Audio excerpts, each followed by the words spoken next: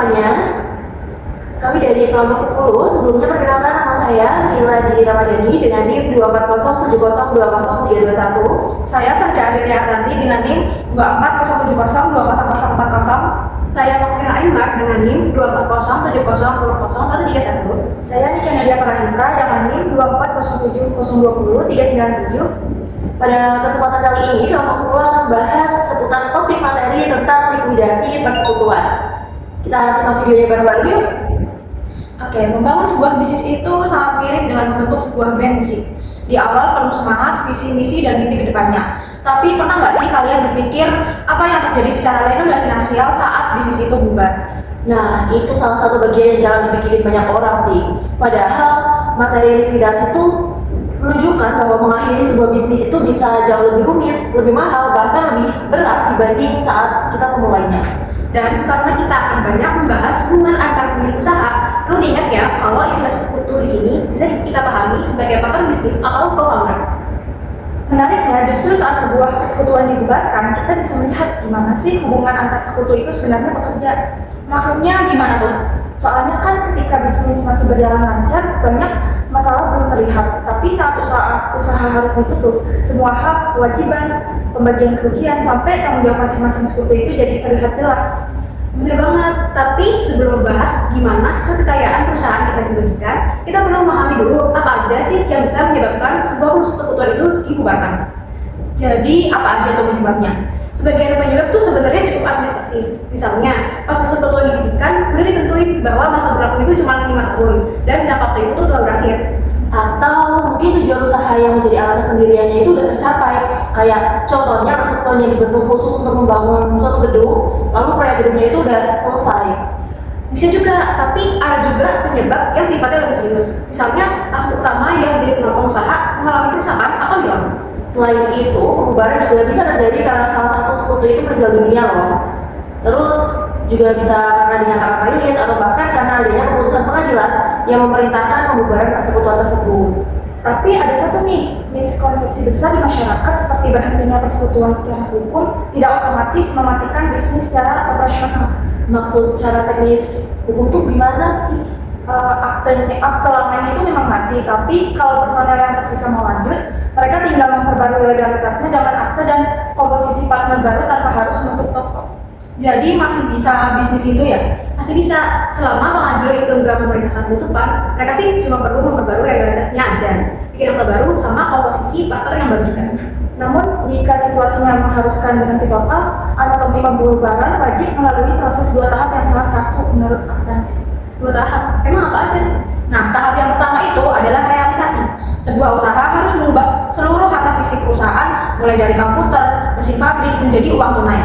Realitasnya ini sering menjadi fire sale atau jual rugi, dan kerugian realisasi ini langsung memotong saldo modal masing-masing pendiri sesuai rasio laba rugi. Oke, asumsikan di tahap 1 itu udah selesai dan semua aset udah jadi uang tunai fisik. Tahap keduanya apa? Nah, terus di tahap 2-nya itu adalah likuidasi. Pertanyaan besar yang pasti muncul adalah siapa sih yang berhak ngantongin uang tunai ini duluan? Harusnya sih pendiri merasa paling berhak mengambil uangnya duluan ya, karena sudah memeras terima. Gak juga loh, soalnya hukum akuntansi itu punya prinsip kalau kreditor keluar tuh nggak harus dibayar lunas terlebih dahulu sebelum sekutu itu menerima kas. Oh, jadi pihak keluar ya, yang diduluin. Selalu kewajiban pada pihak luar adalah aja bank, supplier barang, pajak, bahkan tagihan listrik yang belum dibayar itu semuanya memiliki prioritas absolut. Kasian juga ya pendirinya. Ya benar banget, jadi pendiri itu harus berdiri di antrian paling belakang, nyaksiin uang hasil penjualan aset tadi dipakai buat lunasin utang sampai nggak bisa sama sekali. Ngomong-ngomong soal bayar nih, ada hal yang bikin aku kaget loh. Pasti soal beban likuidasi kan?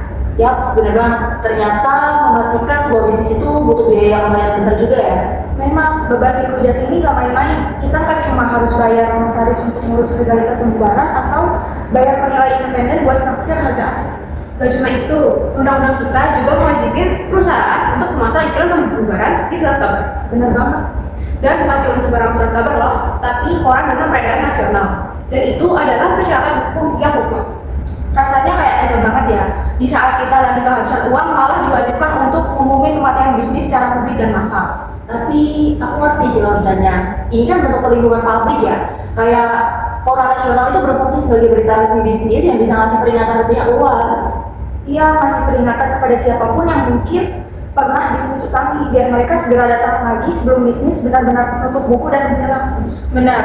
Jadi menyatukan semua tagihan notaris dan iklan koran ini kan memotong sisa uang tunai yang Anda kan. Nah, itu secara langsung mengurangi sisa modal para partner. Betul, coba kita lihat deh contoh angkanya di studi kasus firma B. Misalnya kamu jadi si A yang punya modal 60 juta dan partner bisnismu si B punya 50 juta. Firma memiliki kas 20 juta dan peralatan senilai 100 juta sehingga total asetnya 150 juta dengan utang bank 40 juta. Saat krisis, peralatan itu dijual lebih cepat dan hanya laku sebesar 80 juta rupiah. Berarti ada kerugian realisasi sebesar 20 juta. Dan jika rasio pembagian laba ruginya adalah 60/40, maka modal kamu dipotong sebesar 12 juta dengan sisa 48 juta dan si B dipotong 8 juta dengan sisa 42 juta. Secara fisik, uang tunai yang terkumpul sekarang adalah kas awal 50 juta ditambah hasil penjualan tadi 80 juta. Totalnya kan 130 juta. Nah, berdasarkan prinsip, 40 juta itu wajib diserahkan ke bank dulu untuk melunasi hutang. Baru sisa kasnya menjadi 90 juta. Nah, uang yang 90 juta tadi yang akhirnya dibagi. Kamu menerima 48 juta dan si B yang partner kamu ini menerima 42 juta. Pembukuan menjadi 0 dan selesai secara presisi. Oke, itu kalau skenario-nya manis ya, dan uangnya itu cukup. Tapi gimana kalau asetnya itu cuma laku jadi besi tua dan kas perusahaan itu nggak cukup untuk bayar utang sebesar 40 juta tadi? Itu ruginya banyak banget sih. Terus setelah ditotal, ternyata uang kas yang terkumpul bahkan nggak cukup buat bayar tagihan utang bank sebesar 40 juta tadi. Apa banknya bakal gigit jari dan merelakan utangnya itu hangus? Nah, inilah yang jadi titik buta terbesar wirausahawan. Dalam firma, tidak ada tembok pembatas antara harta bisnis dan harta pribadi seperti kaya PT.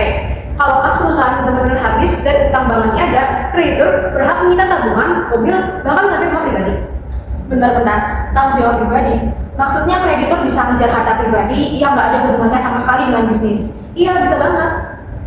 Bukankah tujuan kita mendirikan entitas bisnis itu biar kalau perusahaannya itu bangkrut, kerugiannya itu terbatas hanya pada uang yang kita setor di awal dan rumah kita itu tetap aman ya? Kenapa hukumnya bisa jadi sekejam ini sih?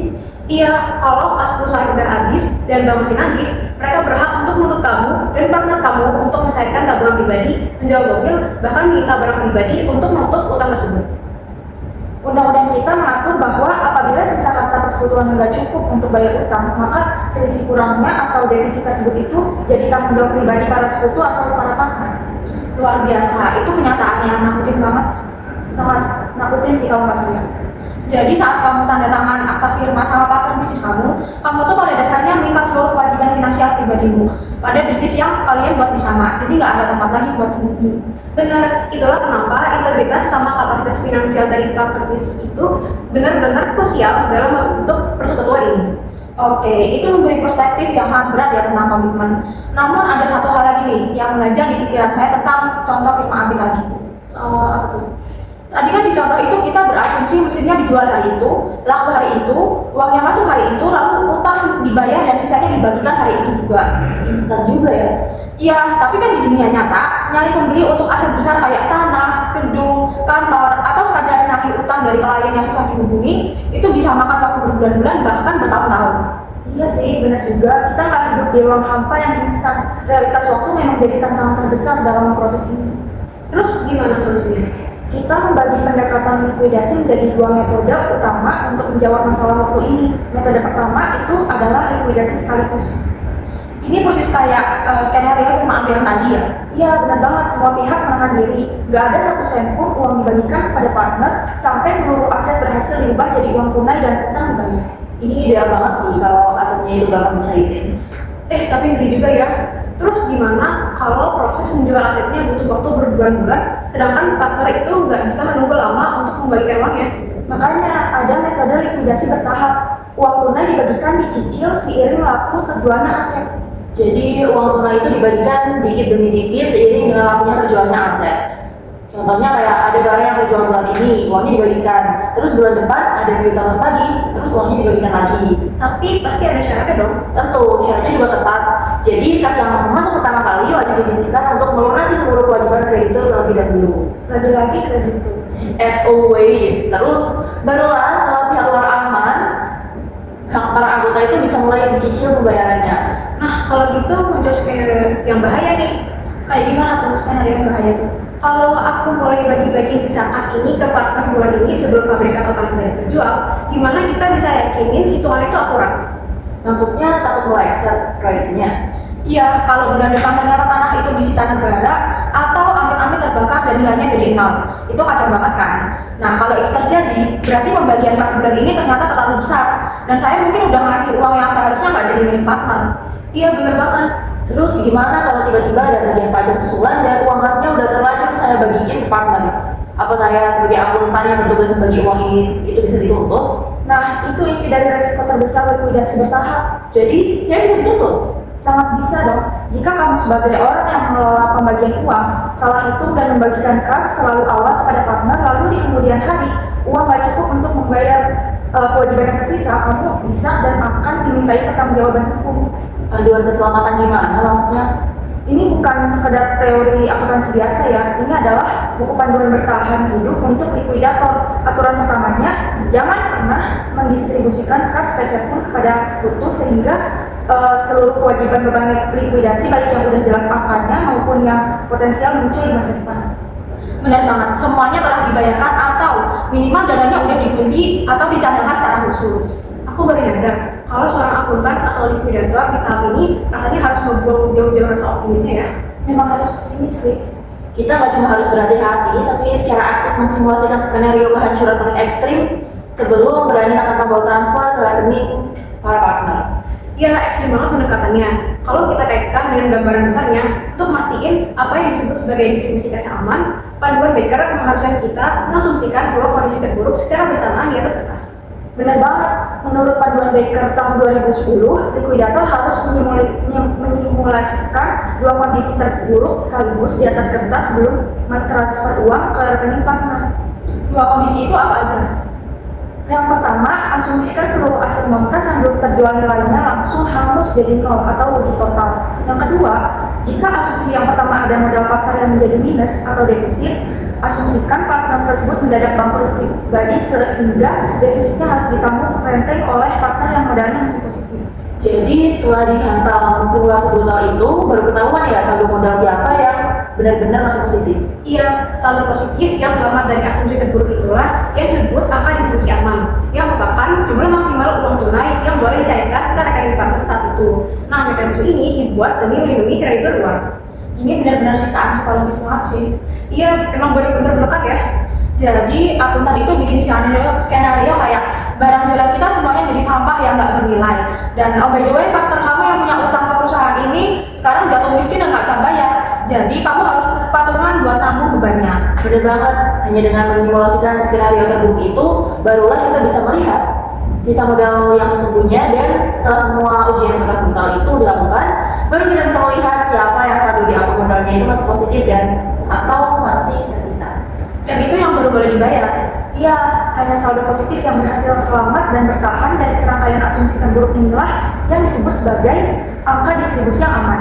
Itulah jumlah uang tunai maksimal yang berani kamu cairkan dan transfer ke rekening mereka hari ini. Luar biasa ya detailnya. Oh, oke. Jadi, angka ini ngejamin ya dari aset pesimisme yang benar-benar paling absolut. Memang begitu cara kerjanya. Dan bagi pendengar kita, pengetahuan teknis ini seharusnya mengubah cara kita melihat berita bisnis. Kita jadi tahu apa yang terjadi di balik layar. Ya pastinya. Sekarang, kalian tahu kan, ada seorang akuntan yang lagi muter-otak mensimulasikan kehancuran terburuk, memastikan bahwa setiap sisa koin, setiap aset berkarat, dan setiap potensi utang masa depan ditakar secara akurat. Keren banget sih. Ya, baik teman-teman. Itulah pembahasan kita kali ini mengenai likuidasi persekutuan, mulai dari penyebab pembubaran hingga proses penyelesaian hak dan kewajiban para sekutu. Semoga pembahasan ini bisa membantu menambah pemahaman kita bahwa mengakhiri sebuah usaha juga membutuhkan perencanaan dan pengelolaan yang baik. Oke, sekian pembahasan kita pada kesempatan kali ini. Terima kasih sudah mendengarkan.